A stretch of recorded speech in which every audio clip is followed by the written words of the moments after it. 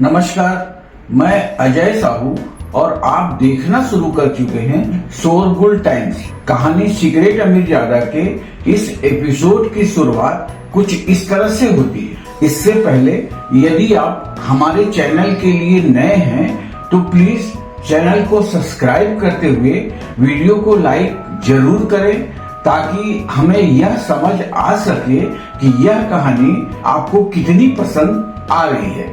चलिए अब जानते हैं इस एपिसोड में आगे और क्या कुछ नया होता है।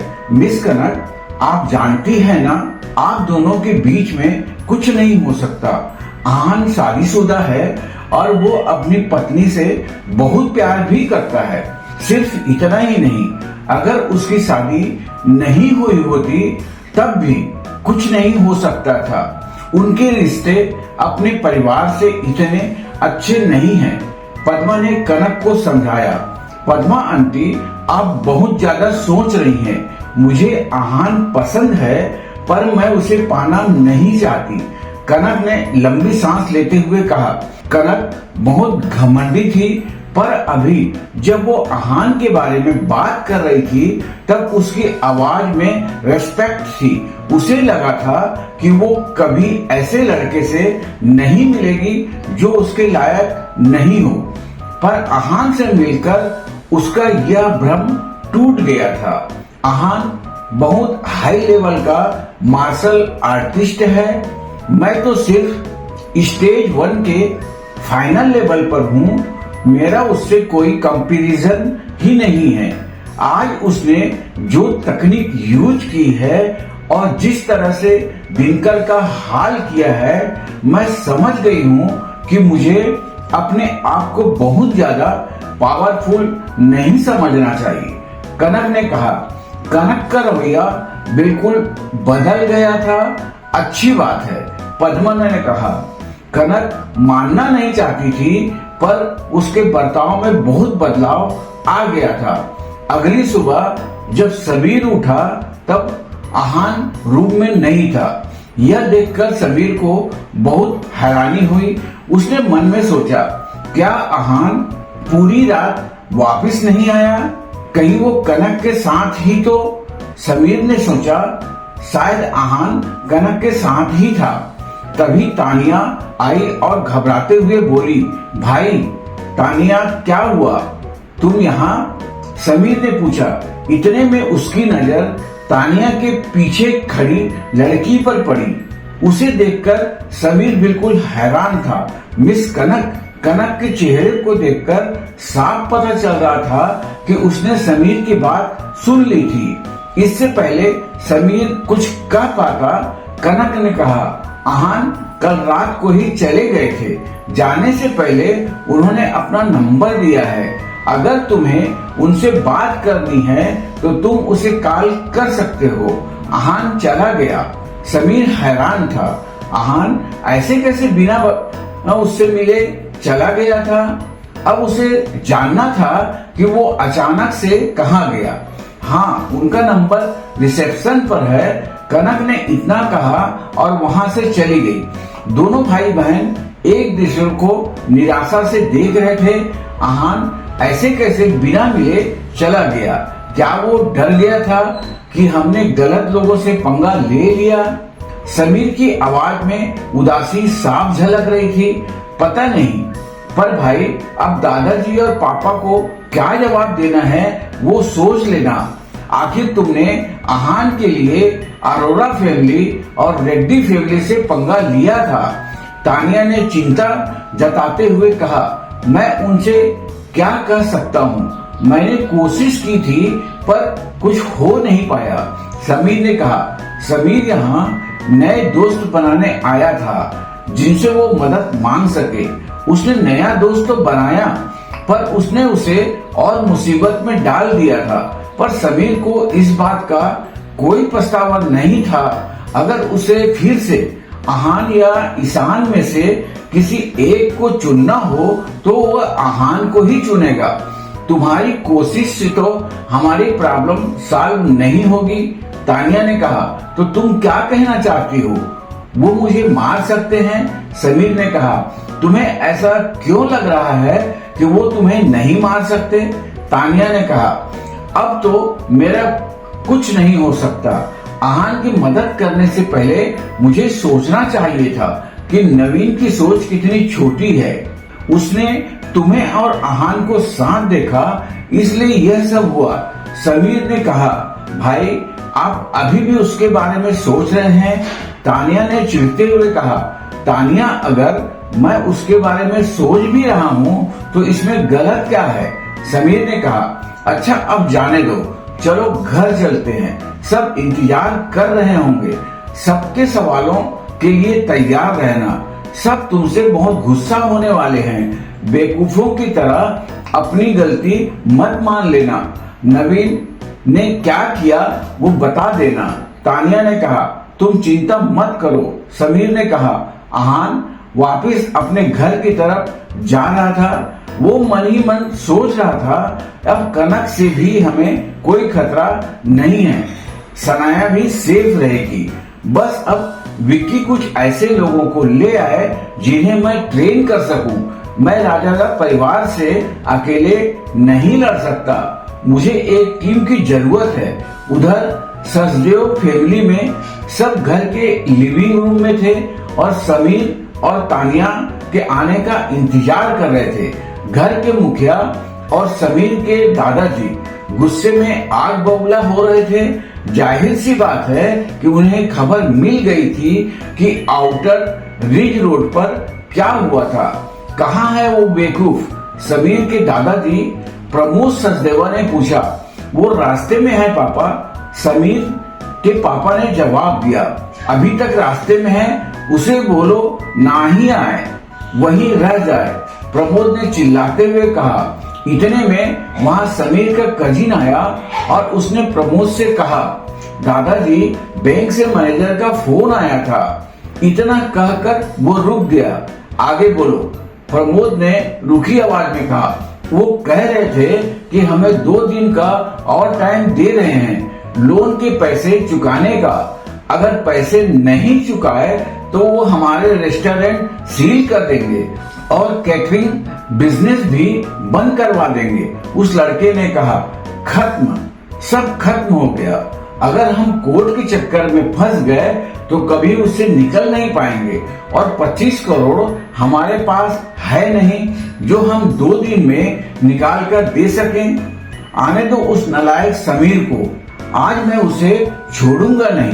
प्रमोद ने कहा, पापा आप परेशान मत होइए, समीर मेरा बेटा है, उसकी गलती की जिम्मेदारी मेरी भी है। मैं बैंक के प्रेसिडेंट मिस्टर अरोड़ा से बात करूंगा। समीर के पापा ने कहा, बात करके क्या हो जाएगा? आज नहीं तो कल हमें बर्बाद तो होना ही है। तुम्हारे बेटा ने 2 बड़े परिवारों को नाराज किया है। प्रमोद ने गुस्से में कहा। इतने में समीर आ गया। दादाजी हम आ गए। समीर जानता था कि प्रमोद गुस्से में है, इसलिए उसने बहुत धीरे से कहा, आ गए तुम? आओ आओ, अब हम सब तुम्हारा ही इंतजार कर रहे थे। देखो हमारे परिवार का उत्तराधिकारी कितना बड़ा काम करके आया है। प्रमोद ने उसे ताना मारते हुए कहा, सॉरी दादाजी, मुझे माफ कर दीजिए। समीर ने कहा, सॉरी? तुम्हारे सॉरी बोलने से हमारा परिवार बस तो नहीं जाएगा ना? प्रमोद ने कहा, दादाजी आप मुझे जो भी सजा देंगे मुझे मंजूर है। समीर ने कहा, सजा तो तुम्हें जरूर मिलेगी, पर मुझे यह बताओ, क्या तुम्हें सजा देने के बाद हम 25 करोड़ देने से बच जाएंगे? क्या रेड्डी फैमिली हमें छोड़ देगी? प्रमोद ने गुस्से में कहा। समीर ने कुछ नहीं बोला। वो जानता था कि नवीन और ईशान उनके परिवार से बदला जरूर लेंगे। आज से तुम इस बिजनेस के उत्तराधिकारी नहीं हो, आज से हमारा उत्तराधिकारी यह है। प्रमोद ने समीर की कजिन के तरफ इशारा करते हुए कहा, तुम्हें इसमें कोई दिक्कत तो नहीं है? प्रमोद ने समीर से पूछा। नहीं दादाजी, मुझे कोई दिक्कत नहीं है। समीर के पास इसके अलावा और कोई जवाब नहीं था। इतना ही नहीं, तुम कल ही अरोड़ा हाउस जाओगे और हाथ जोड़कर नवीन से माफी मांगोगे। प्रमोद ने कहा, समीर यह बात मानना तो नहीं चाहता था, पर उसके पास कोई और चारा भी नहीं था। और तानिया तुम? प्रमोद ने कहा। जी दादाजी। तानिया वहीं डरी हुई खड़ी थी। तुम कल ही नवीन से शादी करोगी और उसे खुश रखोगी। प्रमोद ने कहा। नहीं दादाजी, ऐसा नहीं हो सकता। तानिया नवीन से शादी नहीं करेगी। गलती मेरी थी, आप मुझे सजा दीजिए। इन सब में तानिया को बीच में मत लाइए। समीर ने कहा। क्यों? उसकी शादी आज नहीं तो कल नवीन से होनी ही है, फिर कल हो जाए, इसमें दिक्कत ही क्या है? समीर की चाची ने कहा। ना आज ना कल तानिया नवीन से कभी शादी नहीं करेगी। वो तानिया के लिए बिल्कुल सही नहीं है। उसकी बहुत सारी गर्लफ्रेंड है। मैं अपने बहन की शादी ऐसे लड़के से नहीं होने दूंगा। समीर ने कहा। जब सब समीर के खिलाफ हो गए, उसे खरी खोटी सुनाने लगे, तब तानिया ने कहा, मैं उससे शादी करूंगी। आई, आप चिंता मत कीजिए। इसके आगे किसी ने कुछ नहीं बोला। तब समीर के कजिन ने कहा, दादाजी यह सब उस आहान की वजह से हुआ है। हमें उसे भी सबक सिखाना चाहिए। एक साधारण से परिवार का घर जमाई होने के बाद उसने इतने बड़े बड़े दो परिवारों से पंगा लिया और हमें भी फंसा दिया। तुम सही कह रहे हो, उसे भी इसकी सजा मिलेगी। गिल परिवार शिमला की मिडिल क्लास फैमिली है। वो हमसे ज्यादा पावरफुल नहीं है। हम उनसे बदला जरूर लेंगे। प्रमोद ने कहा। ऐसे करने को सोचना भी मत। आहान मेरा दोस्त है और वो कोई साधारण इंसान नहीं है। कुछ राज है उसके बारे में जो मैं नहीं जान पाया। हम उसे कोई सजा नहीं दे सकते। समीर ने कहा। समीर जानता था, कुछ तो था आहान के बारे में जो उसे सबसे अलग बनाता था। वो क्या था यह वो नहीं जान पाया। तुम चुप रहो, प्रमोद ने गुस्से में कहा। तभी वहां एक नौकर आया और उसने कहा, साहब रेड्डी परिवार से कोई आपसे मिलने आया है। सब हैरान थे। रेड्डी फैमिली से लोग इतने जल्दी आ गए? सब बर्बाद होने वाला है। चलो अब देखते हैं वो हमारे साथ क्या करेगा। प्रमोद ने कहा। जब वो गेट के पास पहुंचे तब वहां रेड्डी परिवार का सबसे भरोसेमंद आदमी निर्मल था। ब्रदर निर्मल, वेलकम, आइए। प्रमोद ने कहा। आपका सबसे बड़ा पोता समीर कहाँ है? निर्मल ने कहा। जब निर्मल ने सीधा समीर के बारे में पूछा तो सब हैरान हो गए। प्रमोद ने समीर को आवाज लगाई और उससे कहा, जल्दी से इनसे माफी मांगो। इससे पहले समीर कुछ कह पाता, निर्मल ने कहा, मास्टर नवीन, मास्टर ईशान ने आपके लिए मैसेज भेजा है। वो खुद आना चाहते थे पर उनकी तबीयत ठीक नहीं है, इसलिए उन्होंने मुझे भेजा है। मास्टर समीर, निर्मल के मुंह से यह सुनकर सब हैरान हो गए। क्या मैसेज? समीर ने पूछा। उन्होंने आपसे माफी मांगी और आपको जो तकलीफ हुई है उसके लिए यह 25 करोड़ रुपए भेजे हैं। निर्मल ने कहा। कुछ सिक्योरिटी गार्ड्स ने वहां पर बैग रख दिए। माफी मांगी है समीर से, आखिर क्यों? प्रमोद ने कहा। रेस के दौरान उसकी मास्टर समीर से बहस हो गई थी, इसलिए उन्हें लगा कि तुरंत माफी मांग लेनी चाहिए। और हाँ, आपका बैंक लोन भी चुकाया जा चुका है। निर्मल ने कहा। आहान, जरूर यह सब आहान की वजह से हुआ है ना? समीर ने निर्मल से पूछा। हाँ, पर आप ध्यान रखिएगा कि इसके बारे में किसी को पता नहीं चले। निर्मल ने कहा। अच्छा, अब मैं चलता हूँ। इतना कहकर निर्मल वहां से चला गया। यह सब देखकर समीर का दिल भर आया था। वो जान गया था कि यह आहान के अलावा कोई नहीं कर सकता था। उसे बहुत खुशी हो रही थी कि उसने आहान को अपना दोस्त बनाया और उसका साथ दिया। उधर बाकी सारे लोग समीर से जल रहे थे। आखिर समीर में ऐसा क्या है जो सब उसके दोस्त बन जाते हैं? उसकी किस्मत इतनी अच्छी कैसे हो सकती है? किसी ने कहा। वो जाने दो, यह सोचो कि इतने सारे पैसे का क्या करना है। किसी दूसरे सदस्य ने कहा, करना क्या है, हम इसे आपस में बराबर बांट लेंगे। किसी और ने कहा, इसका क्या करना है वो फैसला दादाजी लेंगे। समीर ने कहा, प्रमोद बहुत इज्जतदार आदमी था, वो बोलना चाहता था कि हम ये पैसे वापस दे देते हैं, पर वो ऐसा नहीं बोल पाया, बल्कि उसने कहा, समीर यह पैसे तुम्हारे दोस्त के हैं, जो फैसला लेना है तुम्हें लेना है। ठीक है, फिर मैं यह फैसला लेता हूँ कि मैं यह पैसे नहीं रखूंगा और न ही किसी को रखने दूंगा, मैं इसे आहान को वापस लौटा दूंगा। सभी ने कहा। यह सुनकर सबने फिर से उसे खरी खोटी सुनाना शुरू कर दिया था, पर समीर को इससे कोई फर्क नहीं पड़ रहा था। उधर आहान अपने विला में पहुंच चुका था, उसका फोन स्विच ऑफ हो गया था, इसलिए वो किसी से बात नहीं कर पाया।